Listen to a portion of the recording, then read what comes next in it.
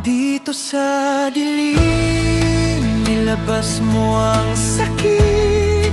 Mga kwentong pilit mong kinikimkim.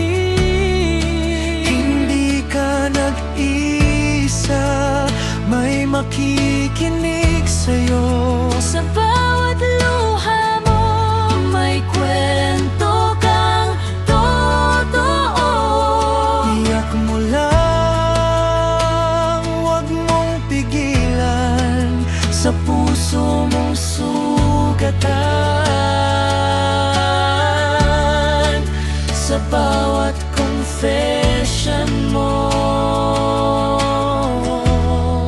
may paghilom na darating din balang araw.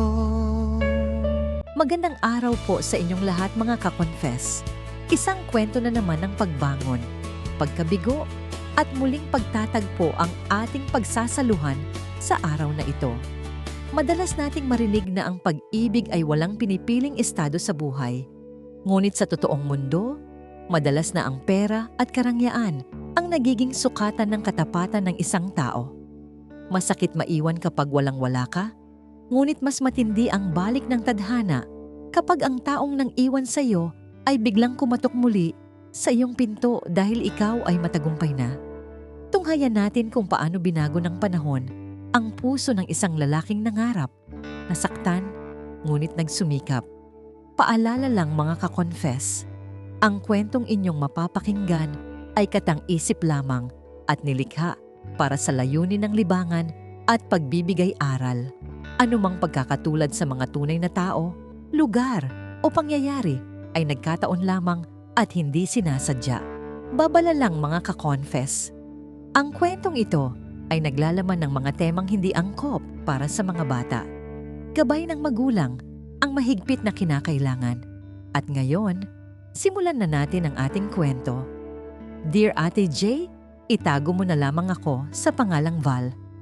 Sariwa pa sa aking alaala ang malamig na simoy ng hangin sa bayan ng Infanta, Pangasinan, kung saan nagsimula ang lahat ng aking pangarap at kabiguan. Isang simpleng binata lamang ako na umaasa sa maliit na kita mula sa pagtulong sa aking amang si Ulysses sa aming maliit na talyer. Doon ko nakilala si Ina, ang babaeng itinuring kong mundo. Ngunit siya rin palang wawasak sa aking pagkatao dahil sa aming matinding kahirapan. Ang aming relasyon ay puno ng pagmamahalan sa simula. Ngunit unti-unting itong nalamuyot ng inggit nang makita niya ang karangyaan ng buhay ng aming mga mayayamang kapitbahay. Ang bawat araw na lumilipas ay naging parusa sa akin dahil sa walang katapusang sumbat ni Ina tungkol sa aming kinabukasan.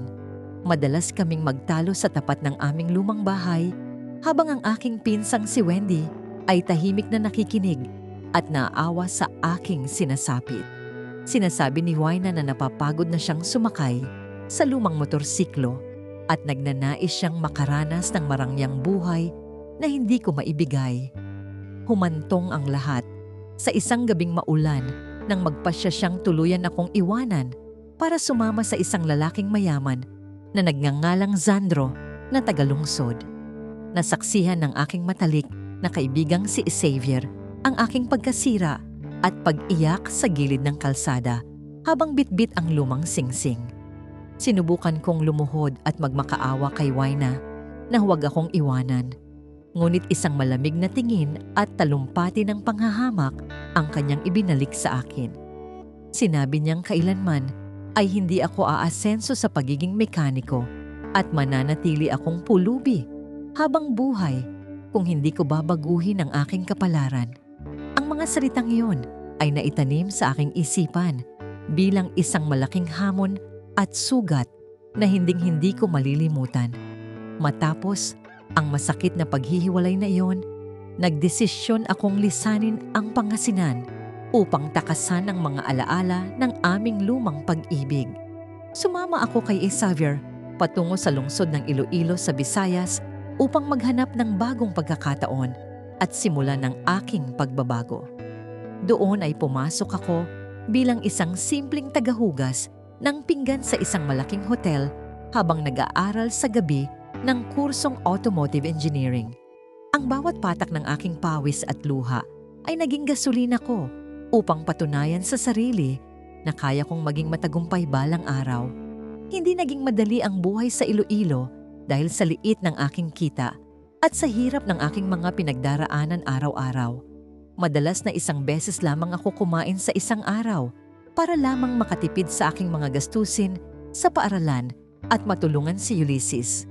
Nakita ng aking among si Vladimir ang aking kasipagan at dedikasyon sa trabaho, kaya binigyan niya ako ng pagkakataon sa kanilang engineering department. Doon ko ipinakita ang aking natatanging galing sa pag-aayos ng mga mamahaling sasakyan at makinarya na nagpabilib sa pamunuan ng hotel. Sa loob ng 5 taon ng walang humpay na pagtatrabaho at pagpupuyat, unti-unting nagbago ang takbo ng aking kapalaran sa Visayas. Nakatapos ako ng pag-aaral na may mataas na parangal at agad na na-promote bilang chief engineer ng buong korporasyon ni Vladimir. Ang aking sahod ay dumoble at nagkaroon ako ng pagkakataon na mag-invest sa sarili kong negosyo sa tulong ng aking mga naipon. Ang dating batang pinagtatawanan at iniwan dahil sa kahirapan ay dahan-dahang nakikilala sa industriya ng automotive sa buong rehiyon. Ngunit sa likod ng aking tagumpay sa pananalapi, ang aking puso ay nanatiling malamig at sarado sa anumang uri ng pag-ibig. Maraming magagandang babae ang nagtangkang lumapit sa akin, ngunit palagi kong naaalala ang mga huling salita ni Aina na binitawan sa akin. Ang aking pinsang si Wendy ay madalas magpadala ng balita mula sa aming probinsya, ngunit pinipili kong huwag nang magtanong tungkol sa nakaraan. Nakatutok ang aking buong atensyon sa pagpapalago ng aking mga talyer at sa pagpapatayo ng aming bagong tahanan. Isang araw, nagpasya akong magtayo ng pinakamalaking branch ng aking talyer sa lungsod ng Davao sa Mindanao upang palawakin ang aking negosyo. Kasama ko si Xavier sa paglipad patungo sa timog upang personal na pamahalaan ang pagbubukas ng bago naming modernong hub doon. Ang aking buhay ay ganap nang nagbago. Nakasuot na ako ng mamahaling kasuotan at nagmamaneho ng sarili kong luxury car na dati ay pinapangarap ko lamang. Handa na akong harapin ang mundo, ngunit hindi ko inaasahan na ang nakaraan ay muling kakatok sa aking kasalukuyan. Habang abala ako sa pag-inspeksyon sa aming bagong talyer sa Davao, isang pamilyar na boses ang narinig ko mula sa receiving area. Laking gulat ko nang makita ko si Waina na nakatayo doon, mukhang pagod at may bitbit na mga luma at sirang papeles. Malayo ang kanyang hitsura ngayon kumpara sa marangyang imahe na dinala niya nang iwanan niya ako noon sa aming probinsya. Nang magtagpo ang aming mga mata, nakita ko ang gulat at matinding kahihiyan sa kanyang mukha habang unti-unting namumuo ang mga luha. Lumapit siya sa akin at nanginginig ang boses na binanggit ang aking pangalan. Halatang hindi makapaniwala sa aking narating ngayon. Nalaman ko mula sa aming maikling pag-uusap na iniwan din siya ni Zandro matapos silang malugi sa kanilang mga maling pamumuhunan sa negosyo. Nagpunta siya sa Mindanao upang magbakasali ng bagong trabaho, ngunit sa kasamaang palad ay patuloy siyang nakakaranas ng matinding kahirapan at kabiguan.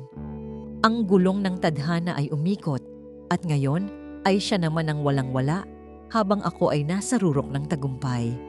Inanyayahan ko siyang maupo sa aking opisina upang pag-usapan ang kanyang pakay, habang si Xavier naman ay nakatingin sa amin ng may pag-aalala. Ramdam ko ang panginginig ng kanyang mga kamay habang humihingi ng tulong na mapasok kahit bilang isang simpleng sekretarya sa aking kumpanya. Tiningnan ko siya ng diretso sa mga mata, walang galit ngunit puno ng lamig na sapat upang iparamdam ang layo ng aming agwat ngayon. Naalala ko bigla ang gabi kung paano niya ako tinanggihan at minaliit sa harap ng maraming tao. Sa mga sumunod na linggo, tinanggap ko siya sa trabaho dahil sa awa at upang ipakita na hindi ako nagtatanim ng masamang loob.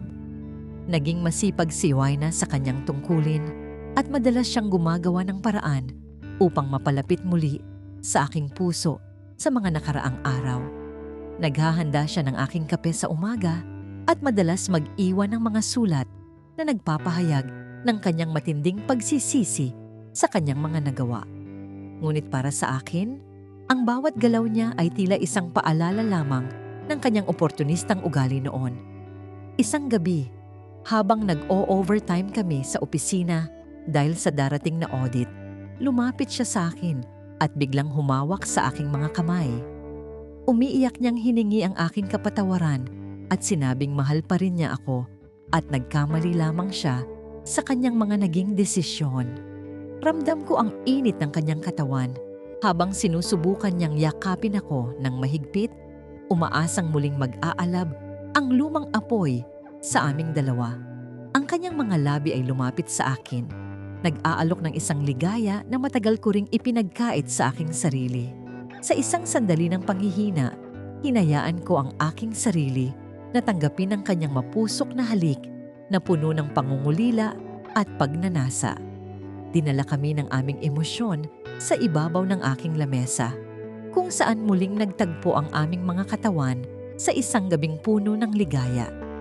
Ngunit habang nagaganap ang lahat, napagtanto ko na ang aking nararamdaman ay hindi na pag-ibig, kundi isang pisikal na pagnanasa lamang. Walang emosyon ang aking puso habang pinapanood ko siyang ibigay ang lahat ng kanyang sarili upang makuha muli ang aking tiwala. Matapos ang gabing yon, napansin ni Vladimir na nagiging madalas ang pagsasama namin ni Ina sa mga labas ng opisina sa Davao. Pinagsabihan niya ako na mag-ingat sa aking mga hakbang dahil baka maging sanhi ito ng pagbagsak ng aking pinaghirapang reputasyon at negosyo. Sinabi ko sa aking amo na alam ko ang aking ginagawa at kontrolado ko ang bawat sitwasyon na aking kinakaharap ngayon. Ang aking pinsang si Wendy naman ay nagbabala rin mula sa malayo na huwag nang magpaloko muli sa parehong tao. Pumasok din sa eksena ang aking amang si Ulysses na nagpaalala sa akin tungkol sa tunay na kahulugan ng karangalan at pagpapakumbaba sa buhay. Sinabi niya na ang pagtulong ay mabuting gawain, ngunit ang pagbabalik sa taong nanakit sa iyo sa panahon ng kahirapan ay kamangmangan. Ang mga payong ito ay nagpabago sa aking pananaw at nagpatibay sa aking desisyon na tapusin na ang larong ito. Alam kong kailangan ko nang gumawa ng isang huling hakbang upang tuluyang mapalaya ang aking sarili.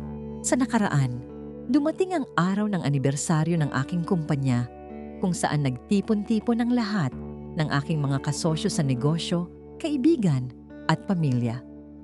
Naroon si Ina na nakasuot ng magandang damit na binili niya gamit ang kanyang sahod. Umaasang ipapakilala ko siya bilang aking kasintahan. Kumikinang ang kanyang mga mata sa pag-asang nakabalik na siya sa aking buhay at magiging kabahagi na ng aking karangyaan. Ngunit may iba akong plano para sa gabing iyon na magiging huling kabanata ng aming kwento sa mundong ito. Sa aking talumpati sa harap ng lahat, pinasalamatan ko si Xavier, Vladimir, at ang aking pamilya sa kanilang walang sawang pagsuporta sa aking paglalakbay. Pagkatapos nito, lumingon ako kay Waina at binanggit ko ang kanyang pangalan sa harap ng buong bulwagan ng mga panauhin. Pinasalamatan ko siya dahil ang kanyang pangiiwan sa akin noon ang naging pinakamalaking motibasyon ko upang magsumikap at magtagumpay sa aking buhay.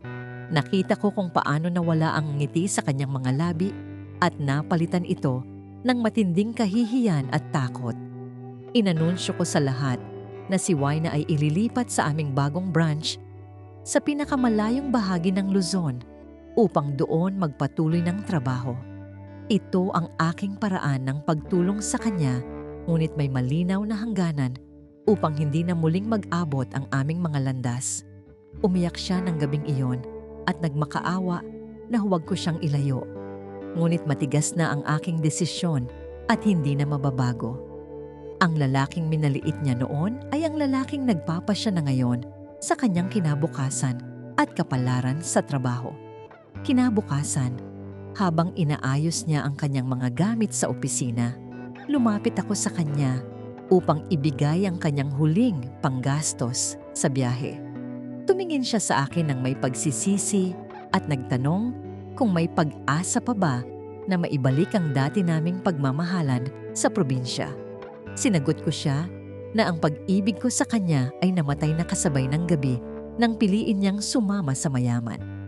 Ang taong nasa harap niya ngayon ay isang bagong nilalang na nililok ng hirap, pawis at matinding pagsisikap. Umalis si Yina patungong Luzon habang ako naman ay naiwan sa Davao upang ipagpatuloy ang pagpapalago ng aking malaking imperyo ng talyer. Naramdaman ko ang isang malalim na kaluwagan sa aking dibdib matapos ang mahabang panahon ng pagdadala ng mabigat na emosyon. Ang aking matalik na kaibigang si Xavier ay tinapik ang aking balikat, tanda ng pagbati sa aking ganap na paglaya sa nakaraan. Natutunan ko na ang tunay na tagumpay ay hindi lamang pagsalansan ng salapi, kundi ang pagpapanatili ng iyong sariling dangal. Nagpadala rin ng mensahe si Wendy na nagsasabing masaya ang aking ama sa naging desisyon kong magpakatao ngunit maging matatag sa aking prinsipyo. Ang aming lumang talyer sa Pangasinan ay pinagawa ko na ring isang modernong pasilidad upang matulungan ang mga lokal na mekaniko doon. Ang aking buhay ay puno na ng kapayapaan at handa na akong magbukas ng bagong pahina para sa ibang tao. Ang sugat ng kahapon ay ganap ng naghilom at nag-iwan ng isang mahalagang aral sa aking buong pagkatao. Sa aking mga pag-iisa sa gabi, madalas kong maisip kung paano nagbago ang lahat dahil lamang sa isang tamang pagpapasya sa buhay.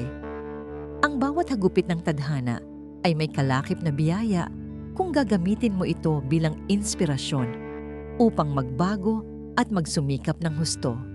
Hindi ko na kailanman hahayaan na ang aking halaga ay idikta ng ibang tao base lamang sa laman ng aking pitaka. Ako si Val, isang lalaking nagmula sa hirap, ngunit piniling lumaban at magtagumpay sa sariling mga paa.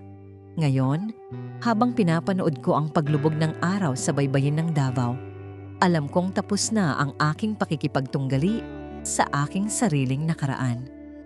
Ang puso ko ay malaya na. Handang magmahal muli ng isang taong tatanggapin ako sa oras ng aking kahirapan at tagumpay. Ang kwento ng aking buhay ay isang patunay na ang tunay na yaman ay matatagpuan sa katatagan ng iyong sariling prinsipyo. Dito nagtatapos ang aking liham, baon ng pag-asa para sa isang mas magandang kinabukasan na walang halong pag-aalinlangan. At yan ang kwento ni Val. Isang lihim na minsan ay mahirap itago, pero sa huli ay nagbigay ng aral at katotohanan sa kanyang puso. Mga ka-confess, dito na nagtatapos ang ating kwento. Maraming salamat sa inyong pakikinig at pagsama sa amin mula simula hanggang dulo. Sana ay may napulot kayong aral, inspirasyon, o kahit konting saya sa ating ibinahaging kwento ngayon. Kung nagustuhan ninyo ang kwentong ito, huwag kalimutang i-like, i-share, at higit sa lahat ay mag-subscribe dito sa aming YouTube channel na Tagalog Wild Confession para sa mas marami pang kwentong kapanapanabik, nakakakilig at minsan ay nakakagulat. At huwag din kalimutang i-follow ang aming Facebook page na Tagalog Wild Confession para lagi kayong updated sa mga bagong uploads at kwentuhan. Hanggang sa susunod nating kwentong Tagalog Wild Confession, ingat kayo palagi, mga ka-confess. Mga pangarap na